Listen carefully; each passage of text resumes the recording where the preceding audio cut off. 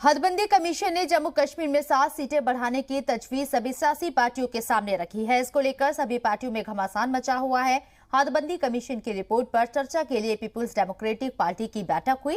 इसकी सदारत पार्टी सदर महबूबा मुफ्ती ने की। इसमें पार्टी के सभी मेंबरान शामिल रहे। सहाफियों से बात करते हुए पार्टी सदर महबूबा मुफ्ती ने कहा है कि मीटिंग के दौरान जम्मू कश्मीर के हालात को लेकर चर्चा की गई। साथ ही हदबंदी कमीशन की रिपोर्ट और दीगर सियासी मुद्दों पर हिकमत अमली तैयार की गई। आज हमारी पॉलिटिकल अफेयर कमेटी की मीटिंग थी। जनरल हमने जम्मू कश्मीर की सिचुएशन को डिस्कस किया, जो हालात हैं, जो मामलात हैं, उनको डिस्कस किया। और चूंकि आप जानते हैं कि 2019 5 अगस्त के बाद दिन ब दिन जो जम्मू कश्मीर के हालात बिगड़ रहे हैं, बिगाड़े भी जा रहे हैं। मुश्किलात बहुत ज़्यादा है लोगों को।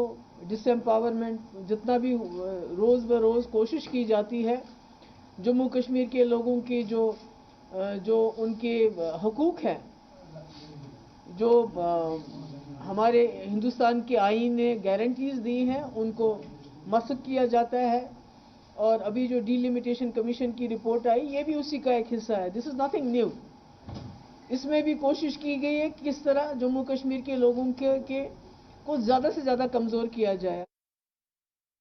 खबरों में बने रहने के लिए आप हमारे फेसबुक, ट्विटर, इंस्टाग्राम पेज को फॉलो कर सकते हैं और ताज़ा अपडेट्स के लिए हमारे यूट्यूब चैनल जी सलाम को सब्सक्राइब कर सकते हैं। और हाँ, बेल आइकन दबाना बिल्कुल ना भूलें।